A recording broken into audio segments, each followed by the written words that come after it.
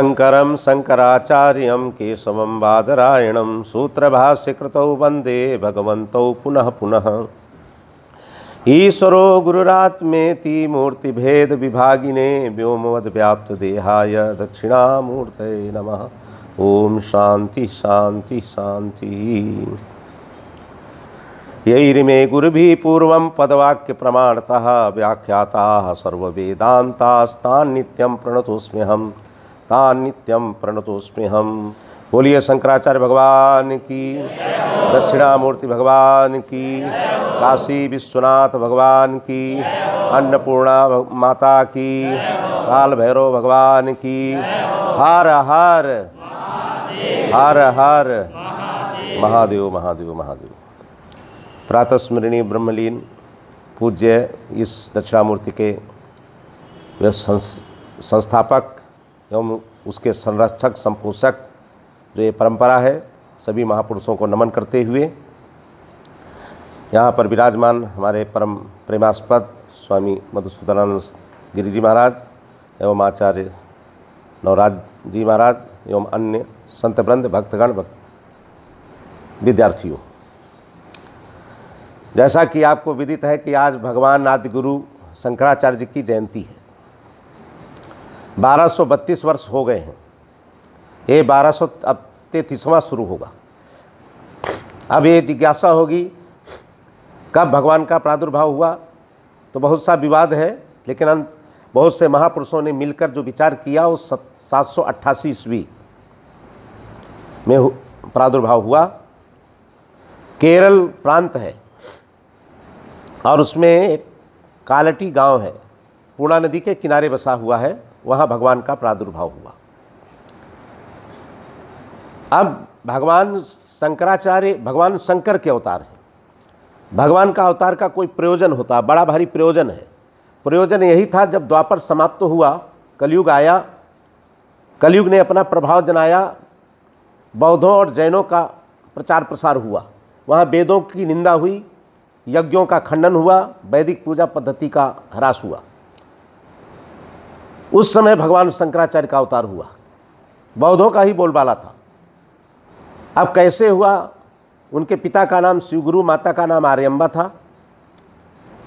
कोई पुत्र नहीं था पहले, तो इन दोनों ने बड़ी तपस्या की, शिव जी की आराधना की। शिव जी ने स्वप्न में दर्शन दे के कहा कि तुम विद्वान अल्पायु पुत्र चाहते हो कि मूर्ख दीर्घजीवी? तो माता पिता योग्य थे, उन्होंने कहा भले वो अल्पायु हो लेकिन विद्वान हो। उनकी इच्छा अनुसारेण भगवान शंकराचार्य का अवतार हुआ। आज के दिन हुआ जो मना रहे हैं। ठीक बड़े हुए पिताजी का शरीर छूट गया था पहले बचपन में। अब माताजी ने ही इनको 5 वर्ष लिखा है कि वैसे 8 वर्ष के ब्राह्मण बालक को विद्याध्ययन करने के लिए, वेदाध्ययन के लिए जाना चाहिए, लेकिन अगर ब्रह्मवर्चस्व कहते हैं सदाचार और स्वाध्याय से जो एक शक्ति विशेष का प्रादुर्भाव जीवन में होता है, उसको ब्रह्मवर्चस्व कहते हैं। तो उस ब्रह्मवर्चस्व की कामना हो तो 5 वर्ष में भी यज्ञोपवीत करके वेदाध्ययन कर सकता है। इसी दृष्टिकोण से उनकी माता ने इनको 5 वर्ष में ही वेदाध्ययन करने के लिए गुरुकुल भेज दिया। 2 वर्ष में सभी वेदों का और व्याकरण आदि 6 शास्त्रों का अध्ययन करके घर आ गए और पढ़ाने लगे। अवतार हुआ है वैदिक धर्म के उद्धार के लिए, वेदों के उद्धार के लिए, इसलिए उनको संन्यास लेना था। कोई राम और कृष्ण की तरह युद्ध करके शत्रुओं का पराजय नहीं करना था। इनको शास्त्र के द्वारा, सन्मति प्रदान के द्वारा इनको वैदिक धर्म का संरक्षण करना था भगवान शंकराचार्य को। इसलिए उन्होंने निहत्था संन्यास लेने का निर्णय किया। माताजी अकेले हैं, संन्यास देने की इच्छा नहीं थी उनको कि हम इनको सन्यासी बनावें, लेकिन भगवान शंकराचार्य जी ने स्वयं लीला की। एक दिन नहाने गई थी माताजी, साथ में भगवान शंकराचार्य जी भी गए थे। माताजी नहा चुकी थी, जब भगवान शंकराचार्य जी भीतर थे तो एक मृग ने, एक जो है मगर ने पकड़ दिया। तो एक नियम है कि अगर कोई आतुर संन्यास संकट काल में संन्यास लेता है तो रक्षा हो जाती है। इसी दृष्टि को भगवान शंकराचार्य जी ने अपने माता को निवेदन किया कि अगर आप कहें मैं संन्यास लूँ तो ये मेरी जान बच सकती है। माता जी ने सोचा चलो सन्यासी होगा मेरा पुत्र, लेकिन जीवित तो रहेगा धराधाम पर, मृत्यु से तो संरक्षित होगा। ऐसा विचार करके माता जी ने आज्ञा दे दी। संन्यास का उन्होंने जल में ही पूर्णा नदी के किनारे संकल्प कर लिया, संन्यास ले लिया, संकल्पित हो गए और संकल्पित होकर के संन्यास्त जीवन वाले बन करके अब योग्य गुरु की आवश्यकता थी, तो वहाँ से माता की आज्ञा लेकर के चल देते हैं और माता से कहते हैं कि मैं अंतिम समय में ज़रूर आपके पास आऊँगा। चल करके धीरे धीरे जो है मध्य प्रदेश ओंकारेश्वर आ जाते हैं।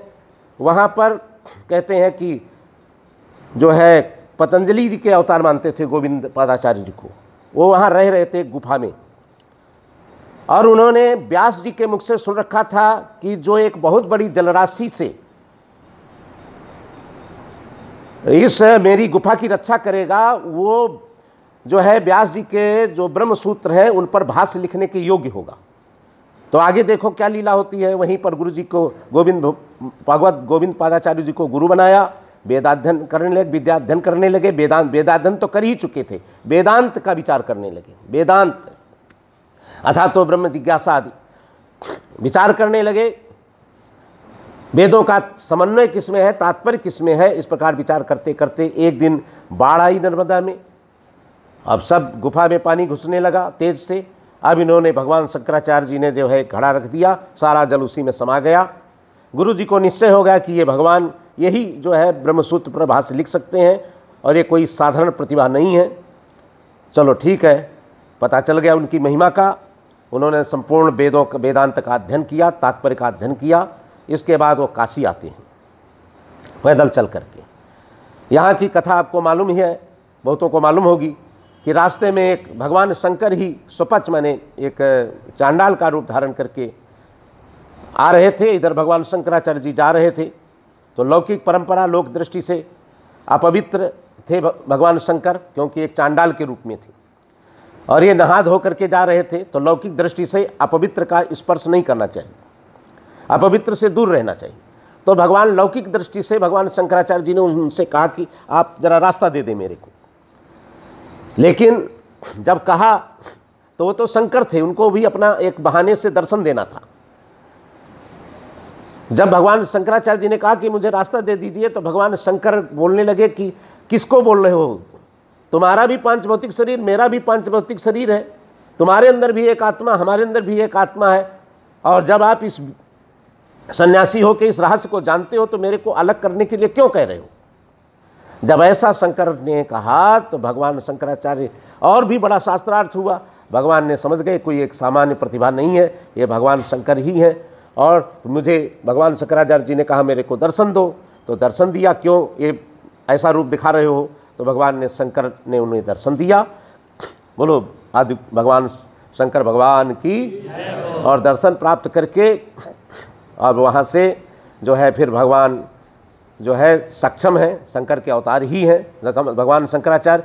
वहाँ से चल देते हैं कुरुक्षेत्र आते हुए बद्रीनाथ के ऊपर है व्यास गुफा है, सरस्वती नदी भी है वहाँ। वहाँ रह करके भगवान शंकर ने 4 साल में ये भाष्य लिखा गीत। क्योंकि पहले आपको बताया कलयुग तो आ ही चुका था, बौद्ध जैनों का प्रभाव बढ़ ही चुका था, इसलिए एक आत्मा के विषय एक ही समय आत्मा है, परमात्मा है, और वो परमात्मा व्याप्त है। तो इस बात को सब भूल चुके थे। ये बल्कि बौद्ध और ईश्वर जैन तो ईश्वर का खंडन ही करते थे, ईश्वर है ही नहीं। अब भगवान शंकराचार्य जी ने 4 वर्ष में रह के भाष्य लिखा। भाष्य के साथ साथ और भगवान के ग्रंथ कितने हैं, भाष्य है, प्रकरण ग्रंथ भी हैं, स्तोत्र ग्रंथ भी हैं और स्तुतियाँ हैं, स्तोत्र में ही स्तुतियाँ हैं। वहाँ से भी अब चल देते हैं, अब ज़्यादा समय नहीं इसलिए संक्षेप में बोल दे रहे हैं। 4 साल में भाष्य आदि लिखा और वहाँ से चल करके वे सबसे पहले इलाहाबाद आए। जब इलाहाबाद आए तो यहाँ कुमारिल भट्ट आग में जल रहे थे, भूसी में जल रहे थे। अब पूछा गया क्यों भूसी में जल रहे हो, तो उन्होंने यद्यपि वे कर्मकांडी थे और ईश्वर को मानते थे, लेकिन बौद्धों को परास्त करने के लिए उन्होंने भी ईश्वर का खंडन किया और ईश्वर का खंडन किया। इधर उन्होंने गुरु से पढ़ा था, फिर गुरु के मत का खंडन किया बौद्ध का। इसलिए कहने लगे मैं 2 पापों की दृष्टि से मैं इस भूसी में जल रहा हूँ। भगवान शंकर ने कहा, शंकराचार्य जी ने, यदि कहो तो तुमको मैं जीवित कर दूं, तुम्हारा पाप दूर हो जाएगा, तो उन्होंने मना कर दिया, नहीं, कहने लगे ऐसा नहीं करना, नहीं तो लोग आगे प्रायश्चित नहीं करेंगे। खैर, और भगवान शंकराचार्य जी ने अपनी इच्छा व्यक्त की कि अगर आप जीवित रहेंगे तो मेरे इस भाष्य पर कुछ टीका टिप्पण लिखी जा सकती है आगे। तो उन्होंने कहा कि मेरे एक शिष्य हैं माहिष्मति, जो नर्मदा के तट पर है, ओंकारेश्वर के नज़दीक में ही है, वे उनके पास जाइए, वे सक्षम हैं इस बात में। खैर, कुमारी भट्ट जल करके समाप्त हो गए, ब्रह्म में लीन हो गए, और वहाँ से भगवान शंकराचार्य माहिष्मति पुनः ओंकारेश्वर के निकट आए। वहाँ मंडन मिश्र के साथ शास्त्रार्थ हुआ। मंडन मिश्र कर्मकांडी हैं, वे अद्वैत को नहीं मानते, ईश्वर को, मतलब अद्वैत एक ही ब्रह्म है और वही उसी के ज्ञान से मुक्ति होती है, ऐसा नहीं मानते थे, कर्म से मुक्ति मानते थे। लेकिन शास्त्रार्थ हुआ, उसका अलग अधिक विवेचन है, वो शायद शास्त्रार्थ नहीं चर्चा हो पाएगी। अंत में भगवान शंकराचार्य जीत गए, मंडन मिश्र शिष्य बन गए, जिनका नाम था सुरेश्वराचार्य। अब ये साथ में होकर के और रास्ते में दक्षिण की ओर ही जा रहे हैं। रास्ते में जो है सनंदन एक बालक था गांव में कहीं, उसका नाम था बालक सनंदन। वो पागल जैसा रहता था ज्ञानी लेकिन रहते पागल जैसा था। तो माता पिता ने दिया, देखो आपकी कृपा हो तो ये ठीक हो जाए। तो भगवान शंकर ने पूछा पता, तो सारा ब्रह्म ज्ञान की चर्चा करने लगा। तो इधर सुरेश्वराचार्य एक शिष्य बन गए, उधर उनको भी साथ में ले लिया। उनका नाम शायद क्या था, हस्तमलकाचार्य पुत्र था प्रभाकर। अच्छा, प्रभाकर, कुमारी भट्ट का जो शिष्य प्रभाकर मिश्र, उसका पुत्र। अच्छा, जिसको भाटमत कहते हैं। अच्छा, तो आप गुरुमत कहते हैं। तो आप जो है उनको भी शिष्य बना लिया। और चलो इस प्रकार शिष्य जो है शिष्यों की वृद्धि हो गई। फिर वो आए श्रृंगेरी, जरा संक्षेप में बोल रहे हैं। श्रृंगेरी में आए तो श्रृंगेरी में क्या था, देखिए, सांप जो होता है मेढक को खा लेता है, लेकिन सांप मेढक को खाया नहीं, बल्कि मेढकिनी, जो मेढक की वो होती है पत्नी स्त्री वो बच्चा दे रही थी, तो सांप ने उसकी रक्षा की, धूप थी बहुत। अब बताओ, सांप ने उस मेढकिनी को खाया नहीं, बल्कि वो विपत्ति में थी, गर्भ बच्चा दे रही थी, कष्ट में थी, बल्कि उस सांप ने उसकी रक्षा की। ऐसा पवित्र अहिंसक स्थान देख करके भगवान शंकराचार्य जी ने निर्णय किया कि यहीं पर एक पीठ बनाऊंगा, जो श्रृंगेरी पीठ कहलाई। अंत में उस श्रृंगेरी पीठ के वहाँ शारदा पीठ है, और वहाँ उसकी पीठ की रचना भगवान ने की। चलो, उसके बाद भगवान शंकराचार्य आगे की कथा, पैदल चल देते हैं, अपने केरल प्रांत आते हैं, कालटी ग्राम आते हैं। माता जी मरणासन्न है, माता जी के दर्शन किए, माता जी को उपदेश दिया। वेदांत तो माता जी को समझ में आया नहीं, शंकर का उपदेश किया, तो शंकर भगवान भी जो है नाग धारण किए हुए, वो भी उन्हें जचे नहीं। अंत में विष्णु का उपदेश किया, विष्णु का उपदेश देके माता जी को, और माता जी का शरीर पूरा हुआ। वहीं पर द्वार पर सभी परिवार के लोगों ने विरोध किया कि भाई इनका सन्यासी अंत्य क्रिया नहीं कर सकता है। फिर भी भगवान शंकराचार्य जी ने अपने वचनानुसारेण माता जी का अंत्येष्टि कर्म किया।